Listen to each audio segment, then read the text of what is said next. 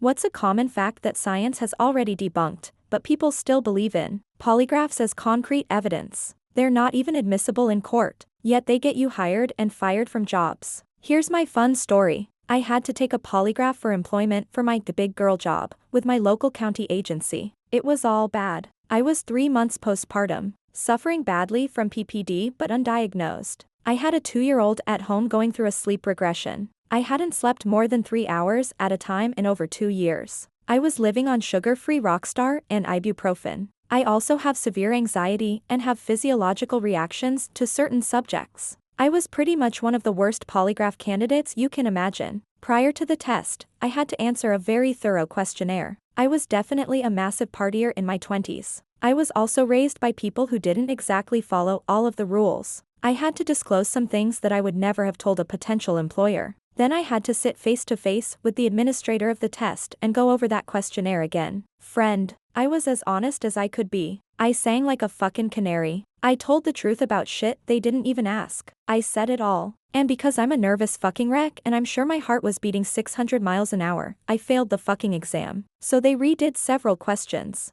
I continued to fail them. I'm having a panic attack, thinking I somehow managed to just forget a whole ass criminal enterprise that I was involved in or something. They made me come back and do another interview with an independent investigator to go over all of the answers again. And guess what? I got the stupid fucking job anyway. I feel like they weaponized that exam to get people to talk and it worked a little too well on me. So if I ever find myself in that position again, I am going to lie like a motherfucker just for fun since I have experienced exactly what bullshit they are. I read a story back when I was interested in a LEO career about a guy who had to take one of these. His life was pretty vanilla and boring, but the administrator started screaming at him and accusing him of being some underground cartel member or domestic terrorist. He was denied the job. The point was that the people who administer these tests are usually power tripping and weird. What do polygraphs know about concrete? Can confirm from a lot of experience polygraphs are easily beaten with even a slight bit of practice and disassociation. During an interview for re-upping his security clearance, my dad failed a polygraph. He was taking blood pressure medication. Apparently he wasn't exhibiting any response to the questions. Who knows? He retook it and everything was fine. I'm so tired of hearing he passed/failed the polygraph in podcasts as if it means anything at all and utterly without acknowledging that they've been debunked as reliable evidence. Lemmings commit suicide by jumping off a cliff. From the magic of YouTube, here's the 3-minute 1950s documentary that started it. The filmmakers pushed the lemmings off the cliff and filmed it to have something interesting to say in their nature documentary. That is the most fucked up thing about this. Blatantly lying in a documentary is bad enough, but killing animals just to support your lie is downright psychopathic. According to Wikipedia, that's another misconception. The suicidal lemmings trope is older than that documentary, and probably has something to do with their migration habits leading to local population fluctuations. The Wikipedia article even links a sci-fi novel from 1951 called The Marching Morons that references suicidal lemmings, predating the documentary by 7 years. As an aside, reading about that novel makes it pretty clear that Mike Judge cribbed from it heavily for Idiocracy. Judge basically just ignored the anti-eugenics message of the novel and stole the whole premise wholesale.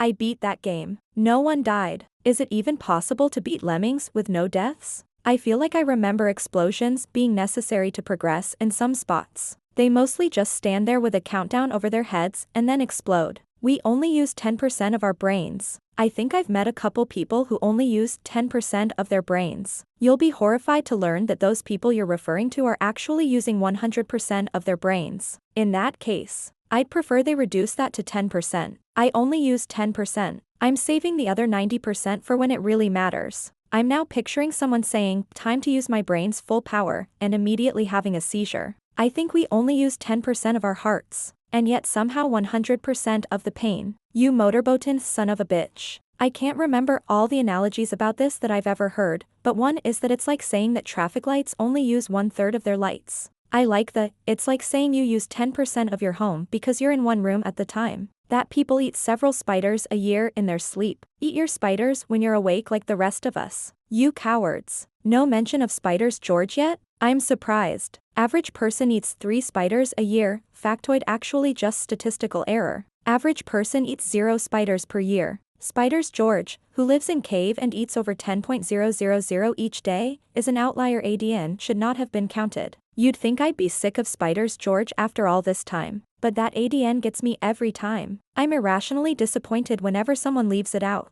With the typo even, I applaud your attention to the fine details. That's a neat one because it's a myth that was intentionally spread as a science experiment to see how far myths can travel. Whoa, mythception. That people in the distant past only lived into their 30s. This was a statistic skewed by high childhood mortality. If you survived past childhood, you were likely to live to what we would consider old age, 65 plus. This came up with a friend very recently. Fortunately, it's a fairly harmless factoid. But the child mortality thing really makes you appreciate the strides modern medicine has taken. Also sheds light on why average lifespan in the US has gone down recently as infant mortality rates have increased. Incredibly disheartening. Eating carrots will make you see better. This was disinformation by the military in World War II to cover the fact that radar has been invented and could detect aircraft from far away. They wanted the Germans to believe we just had better eyesight. Edit, apparently more advanced airplane-based radar, specifically, was the innovation they wanted to disguise. I thought it was because I've never seen a rabbit wearing glasses. It was also to encourage people to eat more carrots since they were a cheap food source. My parents always told me this as a kid, so I ate so many carrots, still ended up with glasses at 5 and horrible vision. That fake fact is a taboo subject in this house. It won't make you see better, but it will still help to preserve your eyesight due to the vitamin A in it. Vitamin A is necessary for your eyes, and 100 grams of carrots contain more than 100% of the daily recommended intake. Vitamin A is also stored in the liver, so you don't need to eat carrots all the time either to gain the benefits of it. Running a fan on you at night can kill you, for older Koreans. Fan death is such a weird concept. I don't understand how the myth started in the first place. As a reason to give to others to explain the death of your child rather than admitting that they killed themselves. The irony of that is that fan use directly on sleeping babies reduces SIDS/crib death by something like a whopping 70%.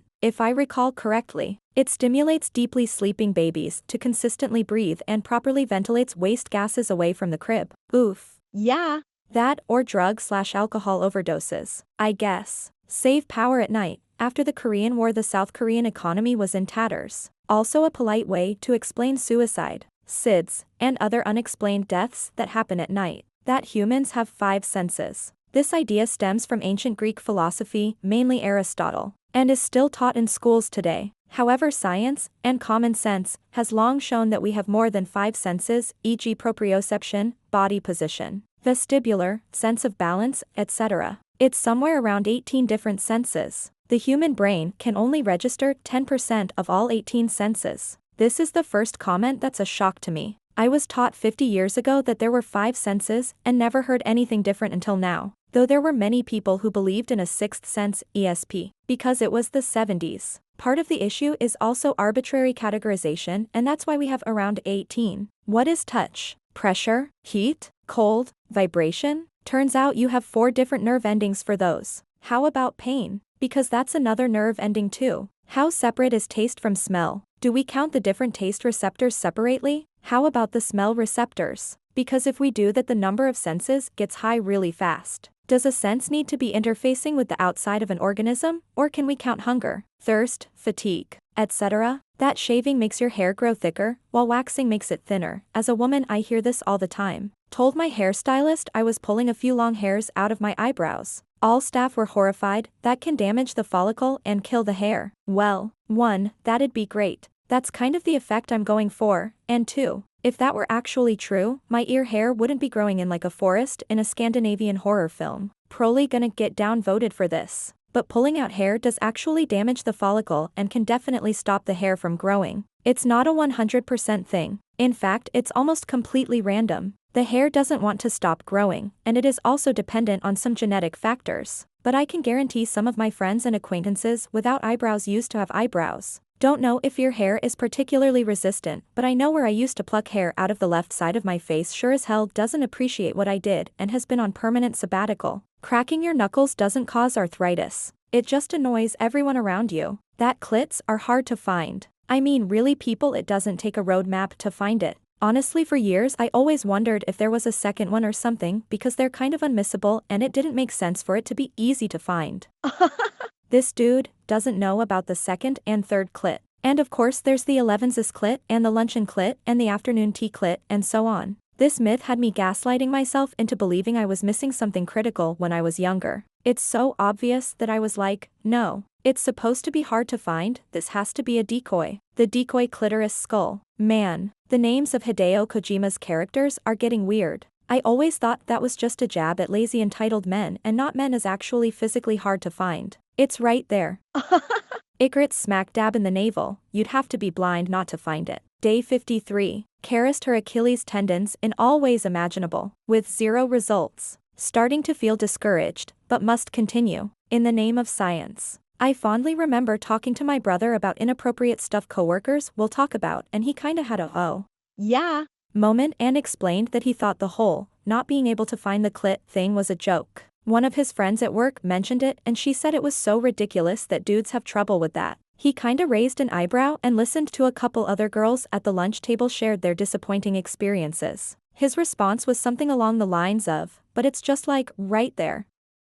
It made me a little proud, yet being his sister, a little icked out about learning more of his personal life, to know he at least knows. MSG is bad for you. It was perpetuated by a racist false claim under a $10 bet to get the article published. It's no worse for you than sodium. When people go to a Chinese buffet they come back bloated, nauseous, and feel bad. Tim, you just described all buffets. Tim, you cleared out the entire tray of orange chicken. WTF did you expect? It's the salt form of an amino acid. That's literally all it is. Harvard Health Publishing has a great article about it, including cases where it could potentially be harmful, rare sensitivities or allergies, or consumption of a fuck ton of straight MSG on an empty stomach, or helpful, can use less salt and still get good flavor, or a cue to look at full set of ingredients, often used in highly processed foods that are generally not good to consume in large quantities. Blowing on the cartridge, but I still believe. I have put many hours of study into this on the NES. I know they say it's bad for the cartridge. I know the other methods, take it out and put it back in. Move it left, then try it. Move it right, then try it again. Move it left and right real fast. If it still doesn't work, you blow in it.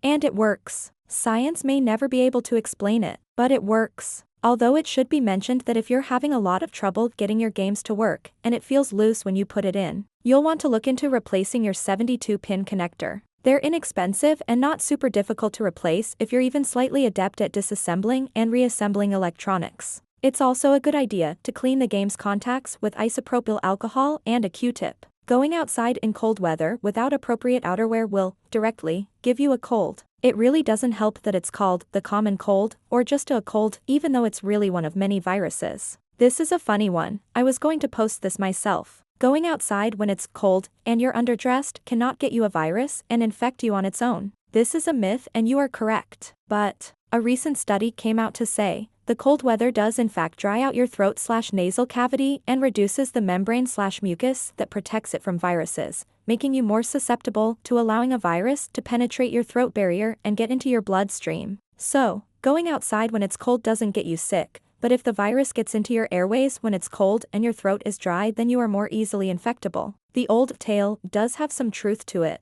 The meaning of a theory in the context of evolution being equivalent to an arbitrary idea. Plate tectonics are a theory, even though it correctly explains and predicts the movement of continents. The atomic model is a theory, even though its study and application is tied directly to the development of nuclear power. Relativity is a theory, even though every time you use your GPS it is used to compensate for time dilation, without which a GPS would accumulate positioning errors at a rate of about 10 kilometers a day. Relativity also led to the accurate theory and description of black holes, consistent with the one at the center of our galaxy being finally photographed in 2019. These items are theories not because they aren't evident, but ironically because formal proof in science is incredibly strict. In brief, a theory in science is something that testing has shown to be true and correct, to the best of our current understanding. That's in comparison to the lay definition of theory, which is an idea that isn't proven, which in science is a hypothesis. The fact that chiropractors are practicing a pseudoscience, the only research-backed thing they do is that back cracking can provide temporary relief. Everything else they claim to do is BS.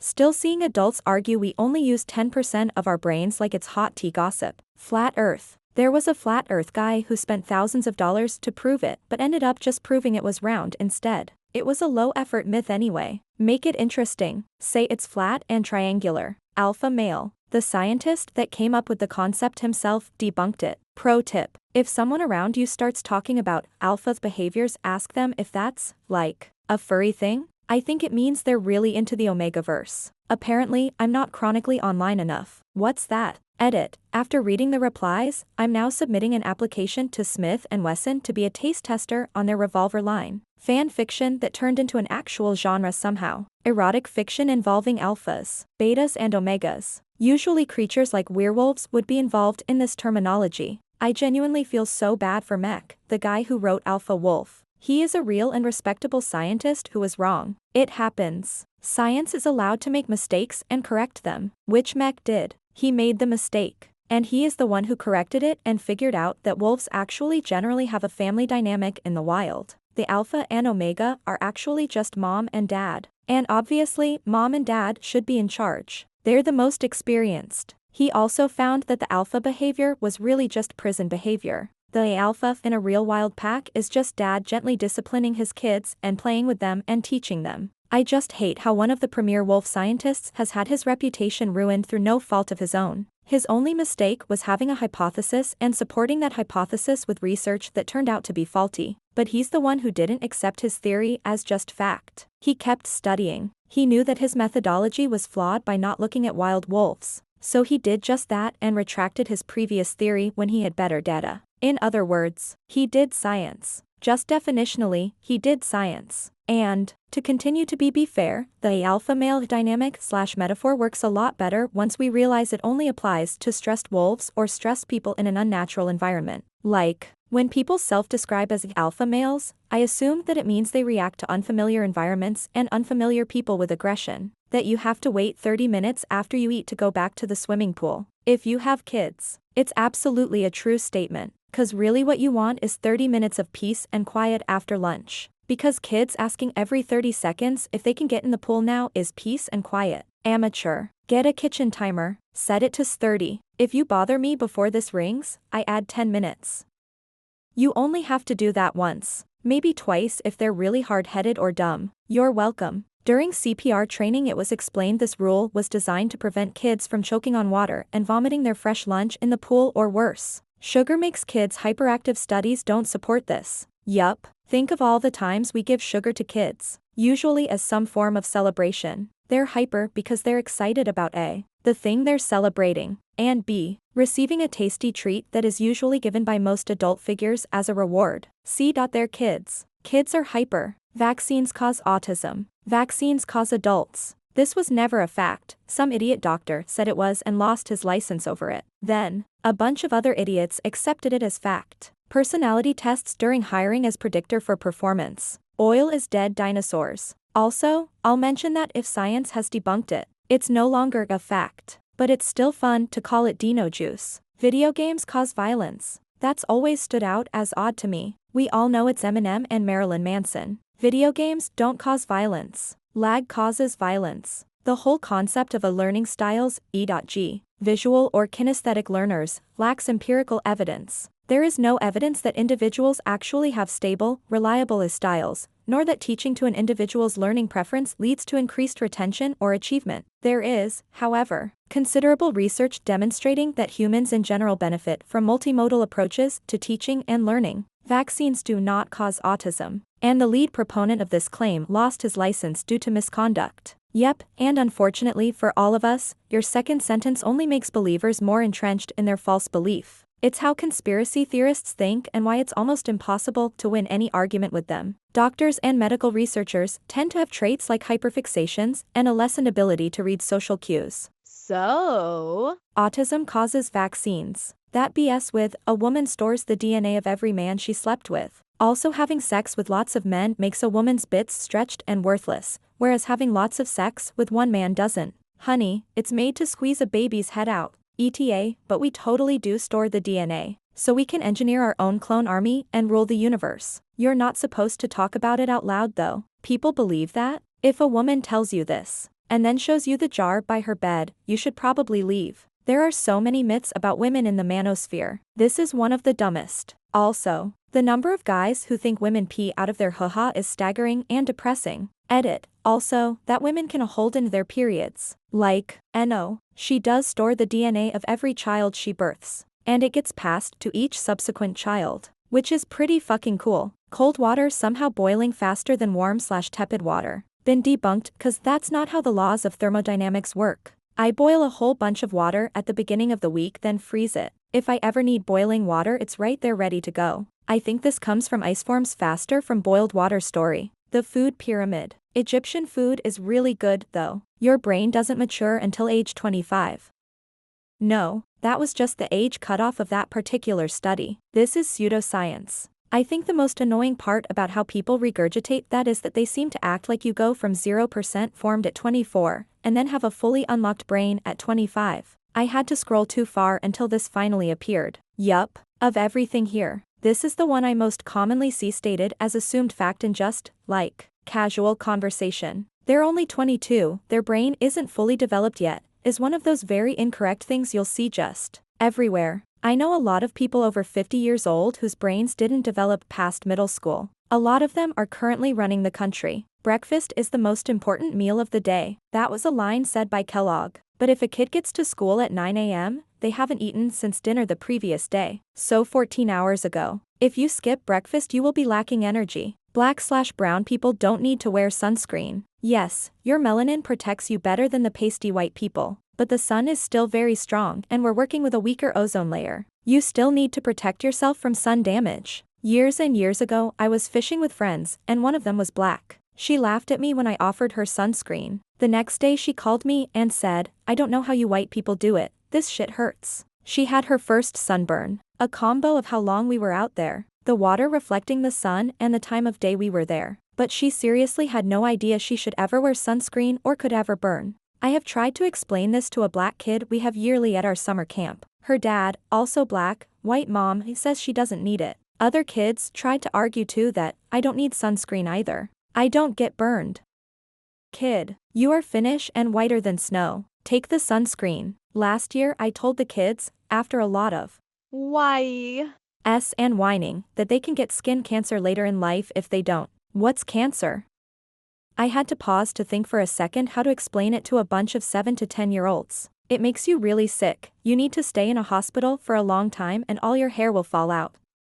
Nobody wanted their hair to fall out and were quick to take sunscreen without any more fighting. This is why melanoma is much more deadly in dark-skinned people. The assumption that sunscreen is unnecessary leads to more sun damage that is harder to detect against dark skin. That homeopathy cures people. Well, as far as I know it's not as much as it has been disproven than it has never been proven to begin with. I had to scroll for so long to find this. Water has no memory. You pick something from the floor before 5 seconds and it is germ-free and good to eat. The science. Dry stuff doesn't pick up much. Moist stuff picks up bacteria. I'm still eating it off the floor. Honestly, the real science is that you've gotta be kinda unlucky or consistently stupid to die eating off the floor. If you have an immune system and you haven't been colonizing anthrax in your kitchen, you're probably like 99.5% safe to eat something off the floor. Speaking as a former food microbiologist, also please don't actually eat stuff off the floor constantly. I said it's probably safe, it can still make you sick.